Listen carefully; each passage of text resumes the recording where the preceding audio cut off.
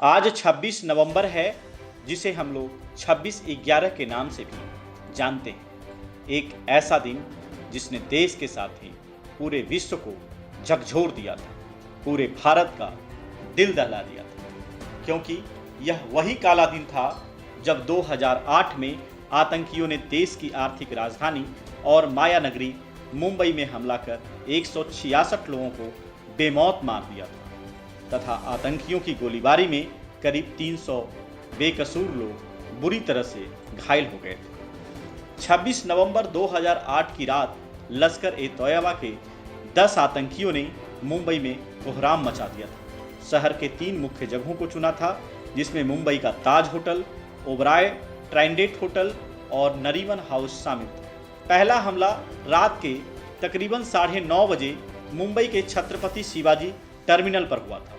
मुंबई के इस ऐतिहासिक रेलवे स्टेशन के मेन हॉल में AK-47 राइफल से लैस 2 हमलावर घुसे और अंधाधुंध फायरिंग शुरू कर दी, जिसमें 52 बेकसूर लोगों की मौत हो गई थी, जबकि 109 लोग जख्मी हो गए। वहीं जब ताज होटल में हमला हुआ तो उसमें 450 और ओबराय में 380 मेहमान मौजूद थे। हमले के वक्त ताज में अंतर्राष्ट्रीय व्यापार पर यूरोपीय संघ की संसदीय समिति के कई सदस्य भी शामिल थे। हालांकि इनमें से किसी को कोई नुकसान नहीं हुआ। हमलों की जब शुरुआत हुई तो यूरोपीय संसद के ब्रिटिश सदस्य सज्जाद करीम ताज की लॉबी में थे, तो जर्मन सांसद एरिका मान को अपनी जान बचाने के लिए इधर उधर छिपना पड़ा। ओबराय में भी मौजूद लोग कई जाने माने थे। इनमें भारतीय सांसद NN कृष्णदास भी शामिल थे, जो ब्रिटेन के जाने माने कारोबारी सर गुलाम नून के साथ डिनर कर रहे थे। उधर 2 हमलावरों ने मुंबई में यहूदियों की मुख्य केंद्र नरीमन पॉइंट को भी कब्जे में ले रखा था। कई लोगों को बंधक बनाया गया। फिर NSC के कमांडोज ने नरीमन हाउस पर धावा बोला और घंटों चली लड़ाई के बाद हमलावरों का सफाया किया गया, लेकिन एक NSC कमांडो की भी जान चली गई। लगातार 3 दिन तक सुरक्षा बल आतंकवादियों से जूझते रहे। इस दौरान धमाके हुए, आगे लगी, गोलियां चली और बंधकों को लेकर उम्मीद टूटती जुड़ती रही। और न सिर्फ भारत से 1.25 अरब लोगों की बल्कि दुनिया भर की नजरें ताज, ओबराय और नरीमन हाउस पर टिकी रही।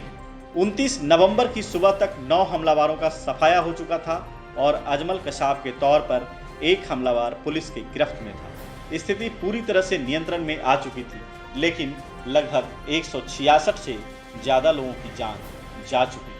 इस हमले का पूरा ताना बाना पाकिस्तान में बुना गया था और मुंबई को तबाह करने की मंशा लेकर आए आतंकियों ने 10 की संख्या में होने के बावजूद 60 घंटे तक पूरी तरीके से मुंबई को बंधक बना चुके थे। एक एक करके हो रहे धमाके ने मुंबई के साथ ही पूरे भारत को हिलाकर रख दिया, जिसे याद करके आज भी मुंबई के लोग सिहर उठते हैं, क्योंकि किसी ने सोचा भी नहीं था कि आतंकी मुंबई जैसे शहरों को दहला सकते हैं। पाकिस्तान से ही मुंबई हमलों की साजिश का अंजाम दिया गया था, जिसके लिए आतंकियों को पूरी तरह से तैयार कर भारत भेजा गया था। हमले का समय और जगह पहले से ही तय था और कहां पर आतंकी साजिश को अंजाम देना है, वह जगह भी आतंकियों ने पहले ही डिसाइड कर रखा था। लश्कर-ए-तोयबा के तैयार किए गए 10 आतंकी कराची से जल मार्ग के जरिए मुंबई में घुसे थे। जिस नाव से यह आतंकी आए थे, उसी नाव पर 4 भारतीय भी सवार थे, जिसकी उन्होंने किनारे पहुंचने के पहले ही मौत के घाट उतार दिए थे। आतंकियों को मुंबई पहुंचते पहुंचते रात के तकरीबन 8 बजे थे। अपने साथ अपने नापाक मंसूबों के साथ पहुंचे ये हमलावर कोलाबा के पास कफ परेड की मछली बाजार पर उतरे। वहां से वे 4 ग्रुपों में बंट गए और टैक्सी लेकर अपनी मंजिलों का रुख किया, जहां उन्होंने आतंकी वारदात को अंजाम दिया। लगभग 1.5 घंटे में 10 आतंकी अलग अलग जगह पर अपने खतरनाक मंसूबों के साथ पहुंच गए और रात के 9:30 बजे से शुरू हुआ इन आतंकियों का आतंक। गिरफ्तार अजमल कशाफ को 3 मई 2010 को भारतीय न्यायालय ने सामूहिक हत्या, भारत के विरुद्ध युद्ध करने तथा विस्फोटक सामग्री रखने जैसे अनेक आरोपों का दोषी ठहराया। 6 मई 2010 को उसी न्यायालय ने साक्ष्यों के आधार पर मृत्यु दंड की सजा सुनाई। फिर विभिन्न न्यायालय में उसकी सुनवाई हुई। अंततः राष्ट्रपति प्रणब मुखर्जी द्वारा दया याचिका अस्वीकार करने के बाद पुणे की यरवदा केंद्रीय कारागार में 21 नवंबर 2012 को प्रातः 7:30 पर उन्हें फांसी दे दी गई। लाइव इंडिया के लिए विशाल की रिपोर्ट।